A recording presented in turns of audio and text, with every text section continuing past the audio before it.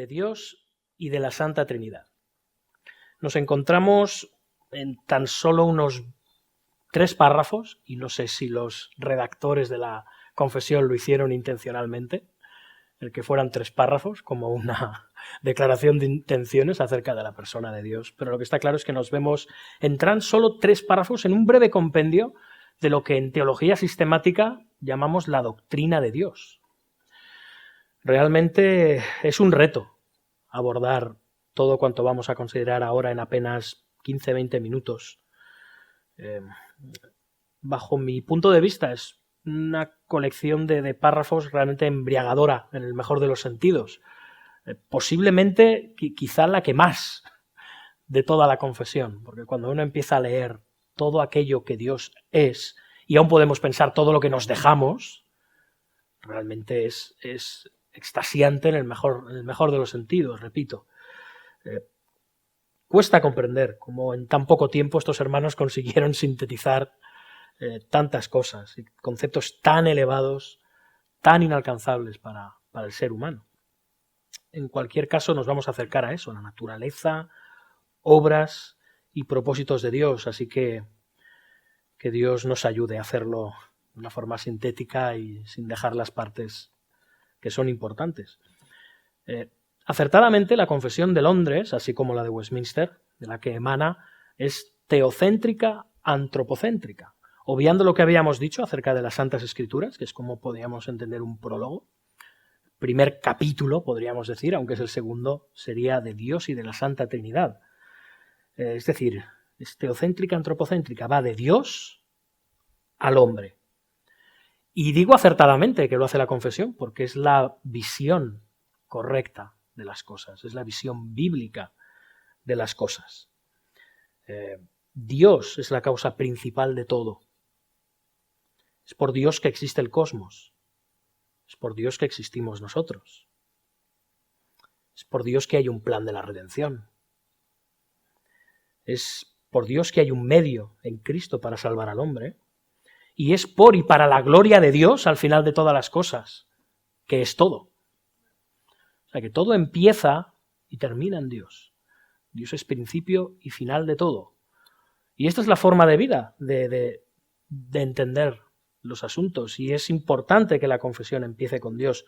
Y nosotros, al enseñar las Escrituras, al proclamar el Evangelio, al enseñar, aconsejar, exhortar a otros en nuestra vida de adoración y de santidad, debemos empezar siempre, siempre por Dios. Es por eso que la confesión empieza, muy apropiadamente, por Dios. Todo atajo es ir en contra de la doctrina y la verdad bíblica, y es poner a Dios un escalón por debajo de donde tiene que estar.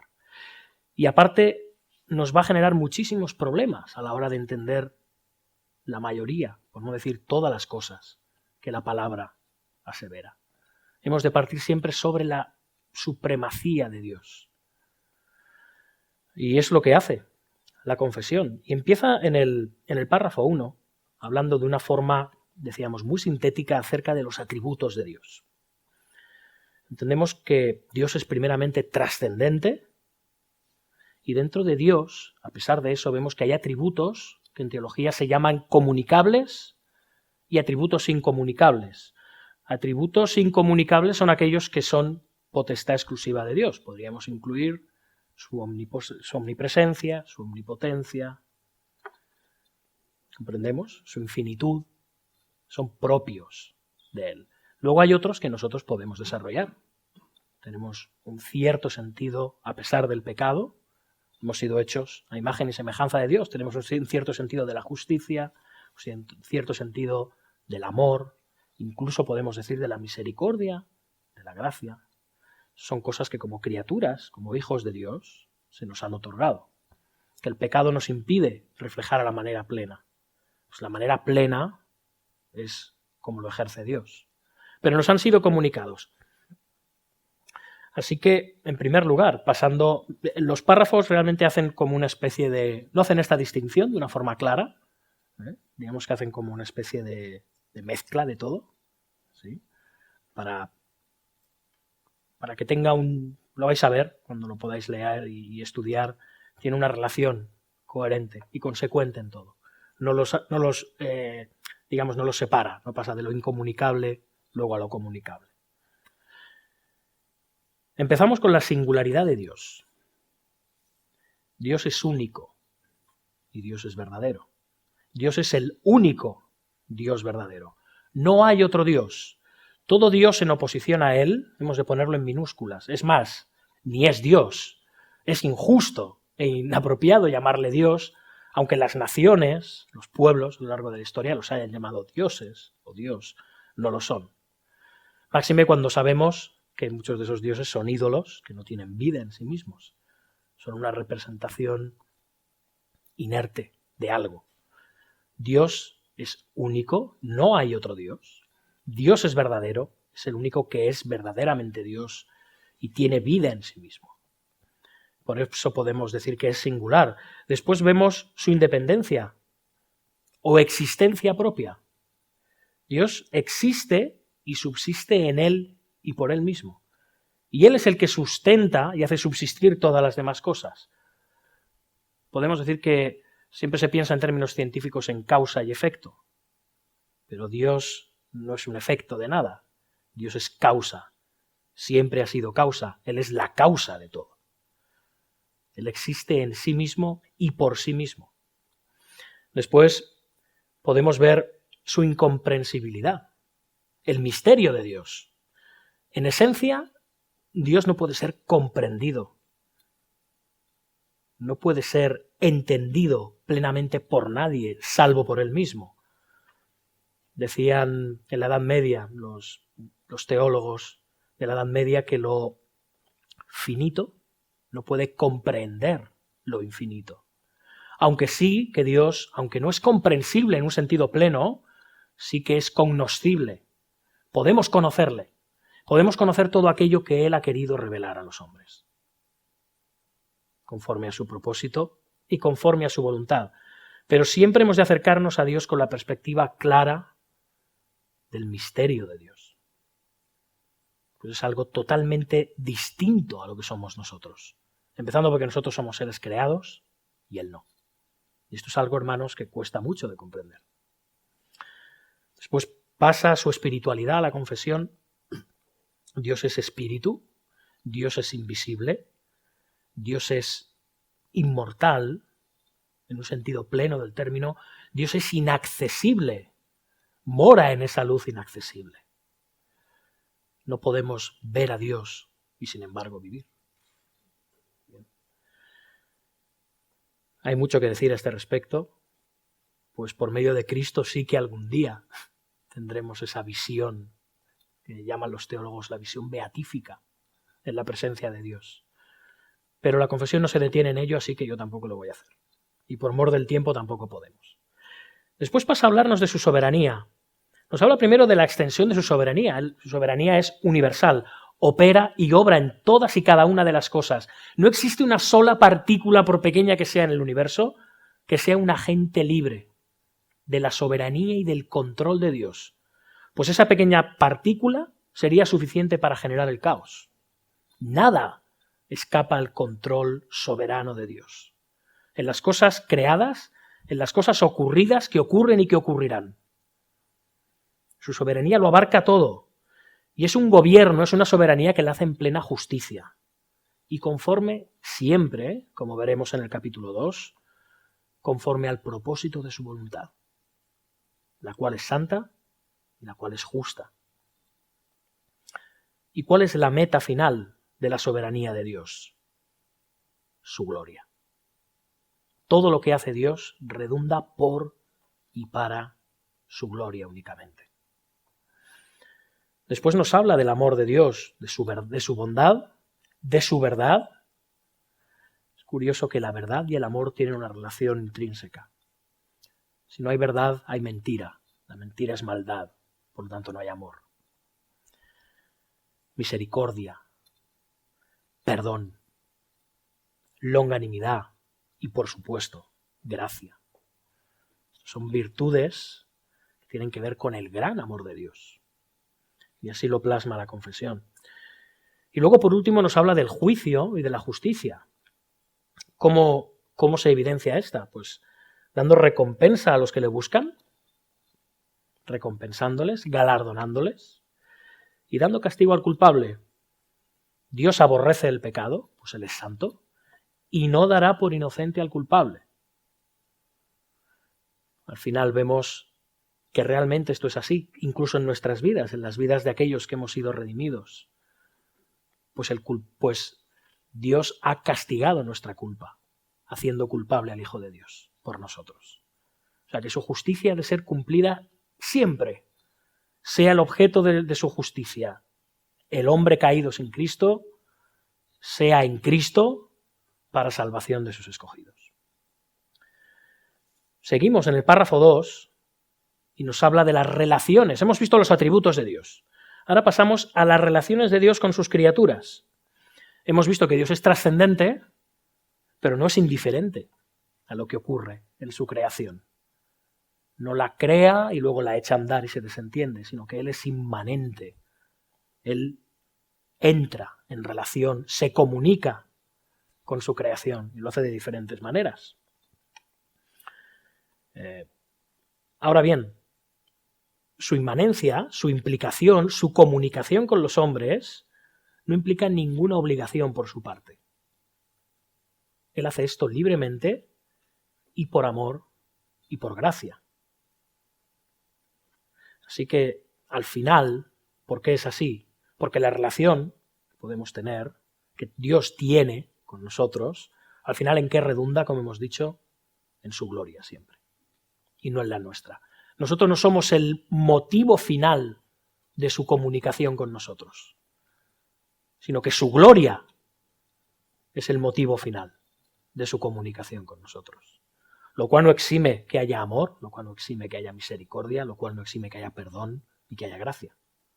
Pero el propósito final es su gloria. Vemos en el párrafo que Él es independiente totalmente en cuanto a sus criaturas. Él lo posee todo en perfección, no tiene necesidad de nada. Él no deriva ninguna gloria por parte de sus criaturas. Le damos gloria, Él merece la gloria, Él reclama esa gloria, pero Él no aumenta en gloria. Él es. Dios es inmutable. Dios es el mismo, antes, ahora y siempre. Él no varía por la gloria que le demos.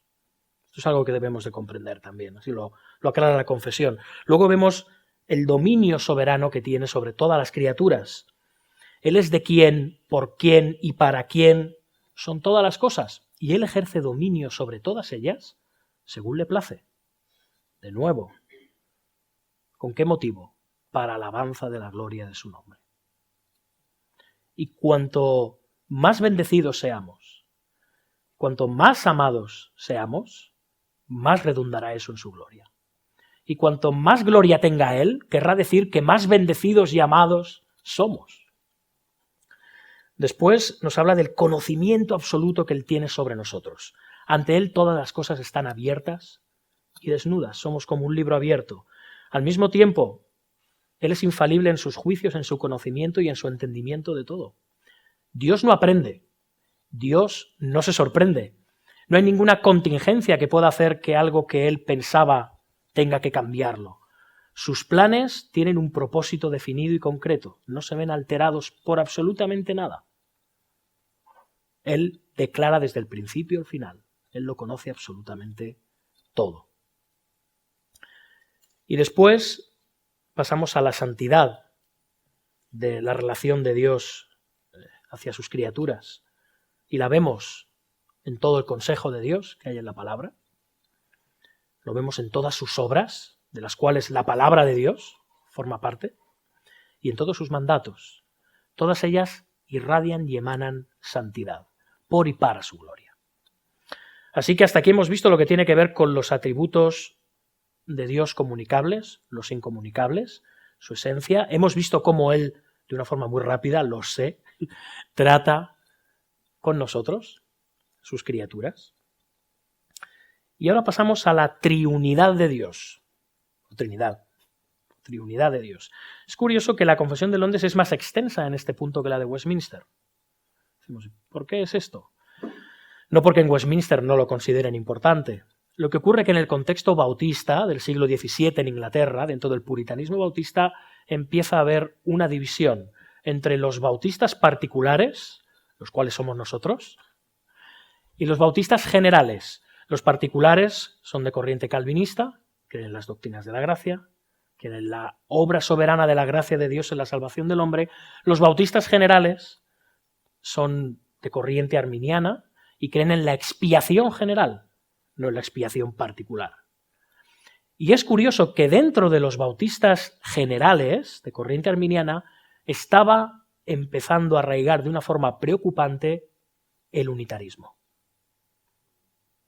De manera que la confesión ve necesario hacer un hincapié más amplio, a diferencia de la de Westminster, en la naturaleza trina de Dios y en cómo ésta se desarrolla. Evidentemente, en solo un párrafo, como es el párrafo 3, comprenderéis que es poco, pero deja muy claros una serie de principios innegociables. El unitarismo, y que sigue existiendo hoy en día, no es nada más que la vieja herejía de principios de la historia de la Iglesia, conocida como modalismo o sabelianismo, parte de Sabelio.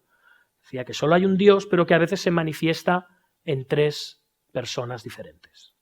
¿Bien? Bien. Lo que decimos, ¿no? Líquido, helado y gaseoso. No. No es esto. Así que la respuesta que hace los hermanos bautistas particulares de la Confesión de Londres de 1689 persigue este propósito, aclarar la naturaleza trina de Dios. Y lo afirman ¿cómo? En el párrafo 3, afirmando la unidad de las tres personas en un solo Dios, diciendo que hay tres subsistencias en Dios: Padre, Hijo y Espíritu Santo, que son de una misma sustancia, que son de un mismo poder y de una misma eternidad. Cada una de ellas es de esencia divina, pero permanecen indivisibles. Que nos hallamos evidentemente con el misterio de la Santísima Trinidad. Vemos también cómo el párrafo nos habla de que hay tres distinciones entre estas tres personas divinas. El Padre no es de nadie, ni por generación ni por procesión. Nadie le ha generado, ni proviene, ni procede de nada ni de nadie. El Hijo es engendrado, pero es engendrado eternamente por el Padre, a diferencia de la herejía del arrianismo, que el Hijo es engendrado, por lo tanto tiene un principio, por lo tanto es una criatura, por lo tanto es inferior al Padre. No. El Hijo es engendrado eternamente. ¿Cómo es esto? Es un misterio para nosotros, de nuevo, pero es lo que extraemos claramente de las Escrituras. El Hijo es engendrado y procede eternamente del Padre. Y después el Espíritu Santo procede tanto del Padre como del Hijo. Si las Escrituras lo evidencian, que a veces se habla del Espíritu de Dios y también del Espíritu de Jesucristo. Después, ¿cómo explicamos esto? Como misterio que es. ¿Cómo se detalla la explicación de cada una de las tres personas? Todos son infinitos. Todos no tienen principio ni fin. Todos son un solo Dios. Pero sí hemos de distinguirlos al mismo tiempo por propiedades que tienen intrínsecas, por diferentes papeles que desempeña cada persona dentro de la Trinidad. Eso que se llama la economía de la Trinidad. Incluso dentro de esta economía hay un grado incluso de sumisión, lo cual es algo increíble. Vemos cómo se desarrollan entre ellos y en cómo se desarrollan con la creación. Y sí que vemos diferencias en cuanto a su papel. Pero esto no les exime a todos y cada uno de ser divinos, de ser infinitos, de no tener principio de fin, de ser eternos e indivisibles. Y vemos que es pertinente que se haga esta aclaración, porque como dice al final, el último párrafo, el párrafo 3 de este capítulo 2 de la Confesión de Fe, la Trinidad es el fundamento de toda nuestra comunión con Dios y nuestra consoladora dependencia de Él. Con relación a la doctrina de la Santísima Trinidad, tenemos este libro de Stuart Olyott, Los tres son uno, también servido y ofrecido por Editorial Peregrino, de una forma muy sencilla, trata el tema de la Trinidad. Y estoy diciendo sencillo porque entendemos que todos los que estamos haciendo este curso no tenemos el tiempo que a lo mejor un hermano que esté en el seminario tiene. Hay otros libros, también la exposición que hace Calvino en la Institución Cristiana acerca de la Trinidad es extraordinaria. Pero este libro es una muy buena introducción en cuanto a la doctrina de la Santísima Trinidad.